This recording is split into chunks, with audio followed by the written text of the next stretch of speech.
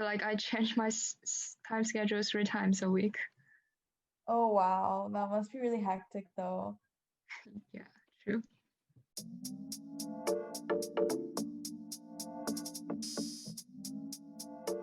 Hello, guys. Welcome to International Student Support's You Are Not Alone podcast. My name is Dima, and I will be your host.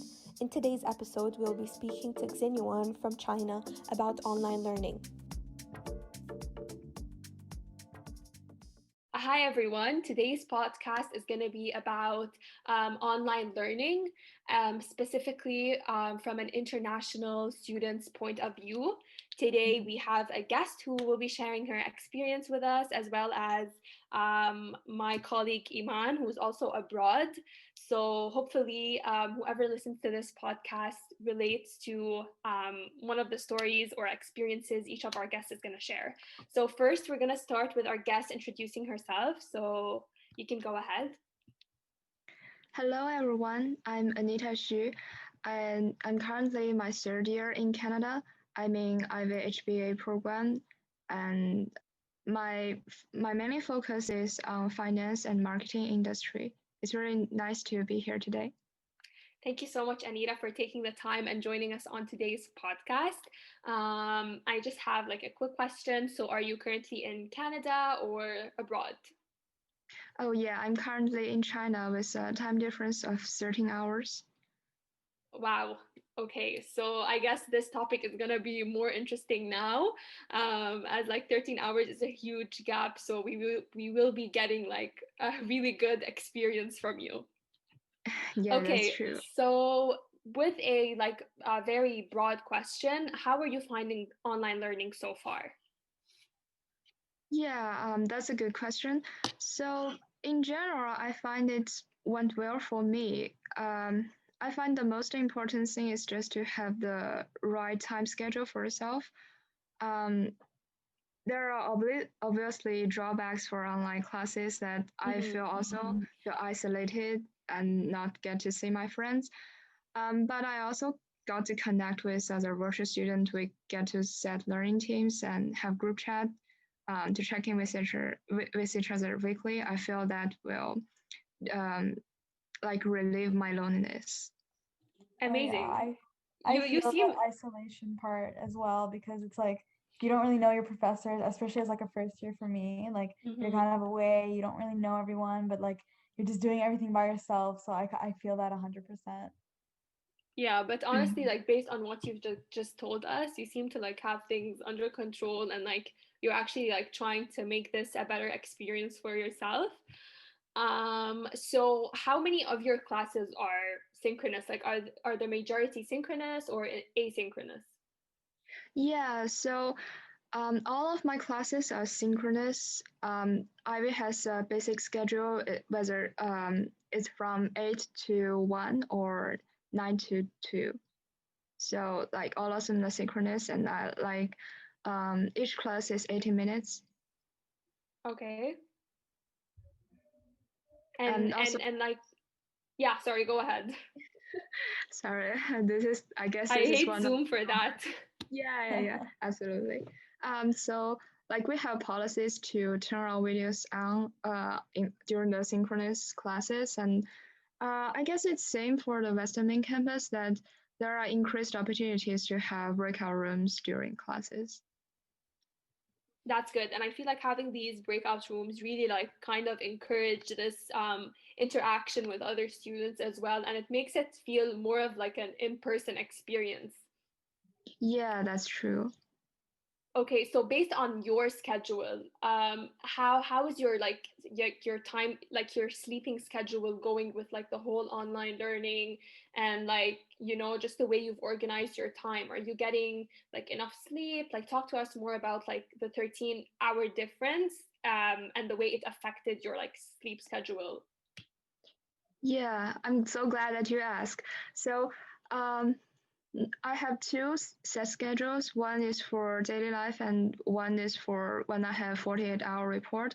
So the first one is that after my class end at 1 or 2, which is 1 or 2 a.m. for me, I will stay for another 1 or 2 hours just to get my things done for other after class discuss.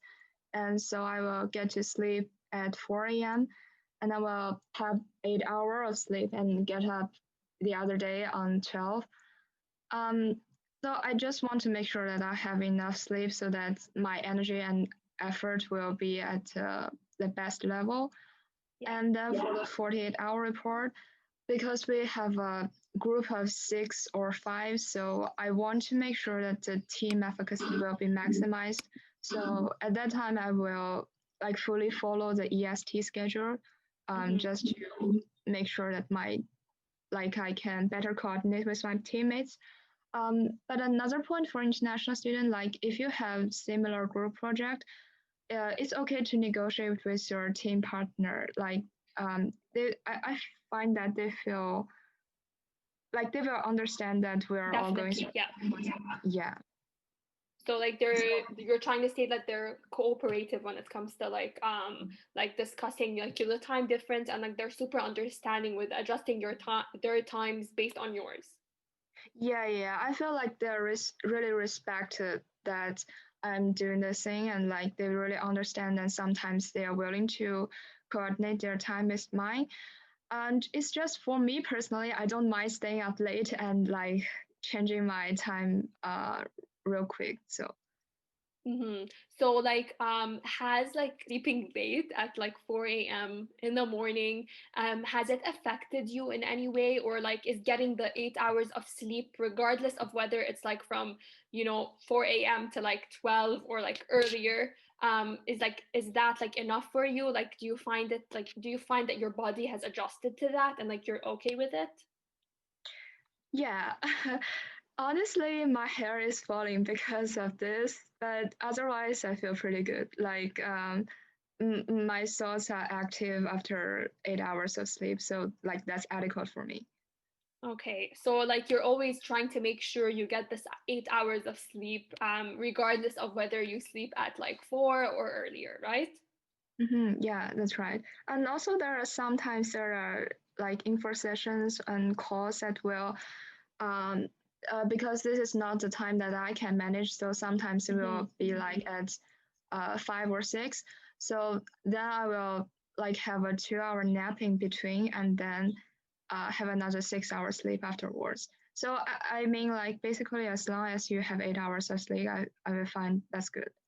It's nice, it's amazing to see that you're not neglecting your sleep schedule, and that even when you sleep for like 6, you always make time for like a 2-hour nap, because like at the end of the day, like getting the right hours of like sleep is like super important for us to like fully function.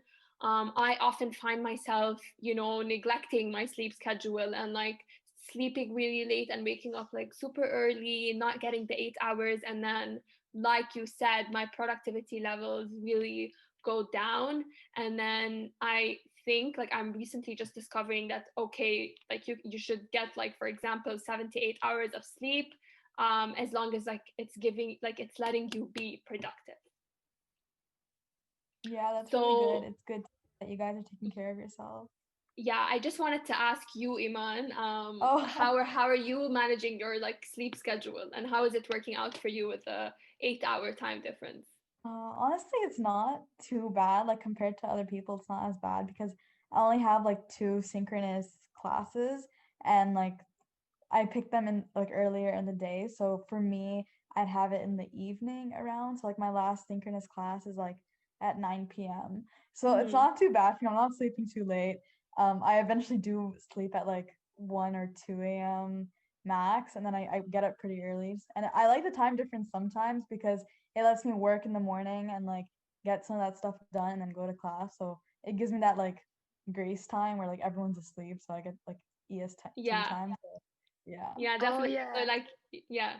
Sorry, go ahead, Anita. No, Yeah, I can you just relate to that? sorry what? I said, can you relate to that, to the fact that you can have like that Yeah, grace yeah, time, yeah. like because of the time Yeah, difference? I It's mean kind of nice. absolutely. I sometimes love time difference because like you can take shift with your partner, Yeah. more productive. Okay, so basically, like for the conclusion, I just like conclusion about your sleep schedule, obviously, not the whole podcast. Has your sleep schedule changed, or were you like previously sleeping during this time and waking up during this time? Has it like changed it for you, or it's something you've always been doing and like you're already adjusted to? Well, obviously it changed. I'm not a person that normally sleeps at 3 or 4. Mm-hmm. Um, it's pretty challenging at the beginning, but then I feel like I have the ability to adjust. I really appreciate the chance to stay with my family in China. Like I haven't Yeah. been back here, so I felt like it's okay to adjust my time schedule. And as I said before, like my energy won't be affected just after the adequate time of sleep. So I find Mm-hmm. it's okay. Definitely. I really think that this is like really helpful that you shared this. Honestly, like it opened my eyes, in the sense that, just get your 8 hours of sleep.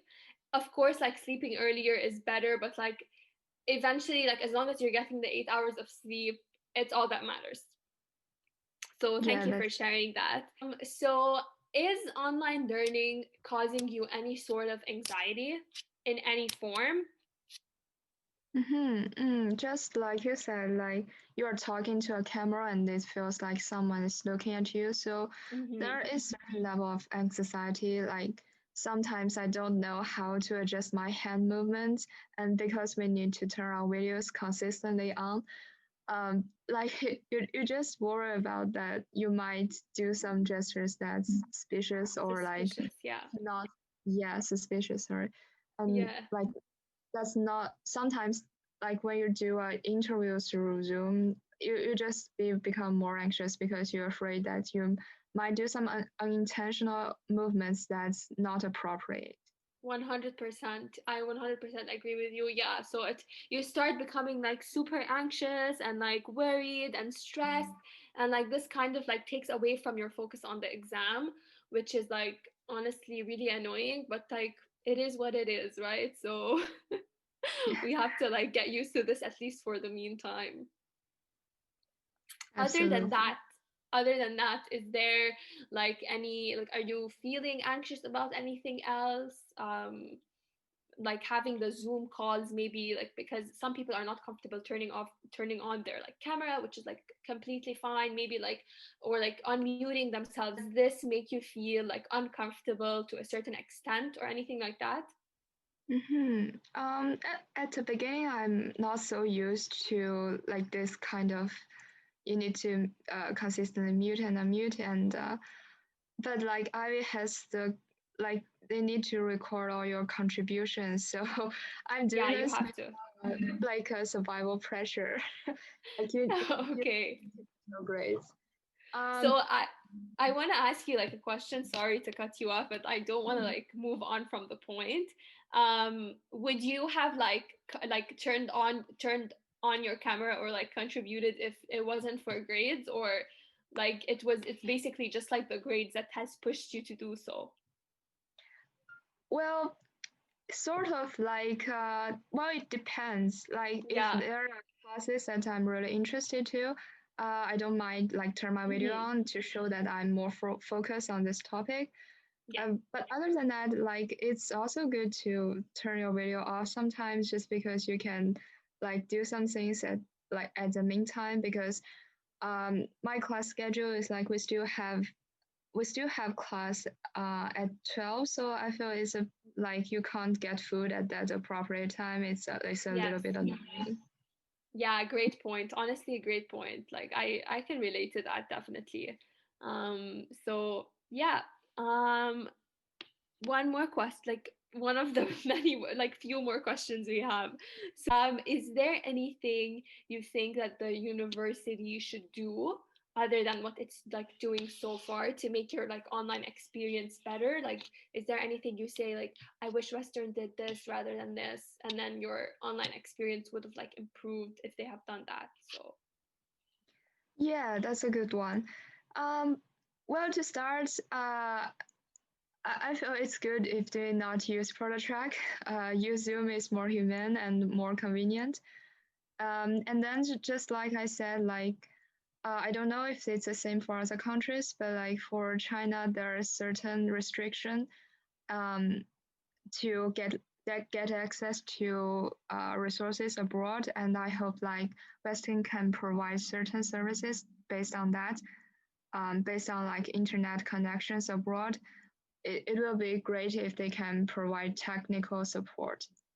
Yeah, and other than that, I sort of look at online services in Western campus. I feel that they are doing a great job on those like transformation. Thank you. And what about you, Iman? Like, do you think or like feel the like Western should be doing something that it's not doing to make your online experience a better one? I think one of the main things is that I feel like people tend to forget that, oh, they're international students abroad as well, because there's so many events that Mhm. happen that's like later in the day and stuff like that, and that gets so late for me. Or like other things like oh, there's a career thing at this time and it's like really late for me, so I can't come. So it's like things like this where it's like I just wish that they just knew like, oh, there's some international people abroad that have a time difference. If you could just make it like 1 or 2 hours earlier, that'd be amazing. But other than that, I think like at least for my profs and everything like that, they've made it like pretty good for international students and they've been really considerate. Hopefully they start, taking the time difference more into consideration to make it better for like everyone. Yeah, and I just want to say thank you very much, Anita, for like sharing with us your experience, and Iman as well. Everything you both shared with us was like very valuable, and I'm pretty sure that someone out there listening to this podcast is going to relate to one of your experiences. So is there anything you would like to add, or advice? We would love it if you give us like an advice you would give as an international student studying abroad that you would like to share with others. Yeah, so first, thank you so much for having me here. I'm also glad to hear experiences from other international students. And talking about advice, I would say that it's always good to like not only relate to international students, but like also relate to the whole online experiences. Mm-hmm. It's always good to I know like at least I still experience there's a certain level of discrimination, whether Mhm. it's intentionally or unintentionally. So it's also good to always like speak up to have voice for international students. Yes. Yeah. Thank you Yeah. so much, Anita, for sharing this. This is like super, super, super valuable because I, as an international student, have met many other international students as well. And some of them talk about this. And honestly, it really opened my eye to see that this actually is an issue. So it's amazing that you actually shared with us to like always speak up, because I feel like sometimes people have to be reminded to speak up, and like just like telling them to do so gives them the courage. And Yeah. honestly, like thank you, yeah, thank you very much for like sharing that. And hopefully anyone who experience any sort of discrimination can like come up to the international student support, talk to us about it, and like voice it out, I guess, so we can let them be heard in a way or another. Yeah, for sure. Absolutely. I'm What so about glad you, to talk Iman? to you. I was Yeah. actually gonna do something similar to what Anita said because I agree with Anita so much. Like, as an international student, don't be afraid to vocalize your needs and what like you need from like based on the time difference and anything like online. Just because like it's difficult dealing with all of it, and sometimes it's hard to speak up about like what you need as well, just because other people aren't in the same position as you. But the only way that you'll actually be properly facilitated is if you speak up. So I definitely agree with Anita as well. Yeah, honestly, the fact that we all like have the same thoughts and like like kind of share the same opinion about this topic means that it's something that's happening. Oh, I think she got cut out.